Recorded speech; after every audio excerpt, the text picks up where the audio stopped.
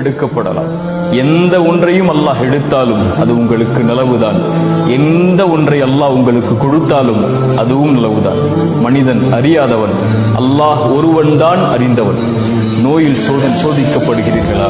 பொறுமையோடு இருங்கள். செல்வத்தை எடுத்து அல்லாஹ் சோதிக்கிறானா? பொறுமையோடு இருங்கள். அல்லாஹ் உயிர்களை பறித்து நீங்கள் விரும்பக்கூடிய நேசிக்கக்கூடியவர்கள் எல்லாம் மரணிக்கிறார்களா? பொறுமையோடு இருங்கள். அல்லாஹ் உங்களை கண்ணியத்தில் சோதிக்கிறானா? பொறுமையோடு இருங்கள். வாழ்வு சிதைக்கப்பட்டு சோதிக்கப்படுகிறீர்களா? பொறுமையோடு இருங்கள். உறவுகள் பிரிக்கப்பட்டு சோதிக்கப்படுகிறீர்களா? பொறுமையோடு இருங்கள்.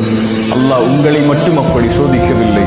அல்லாஹ் அவனால் தேர்ந்தெடுக்கப்பட்ட நபிமார்களையே நோயால், உறவுகளை பிரித்து, சிரமத்தால், செல்வத்தை கொண்டு உயிர்கள் பிரிக்கப்பட்டு அல்லாஹ் சோதித்திருக்கிறார்.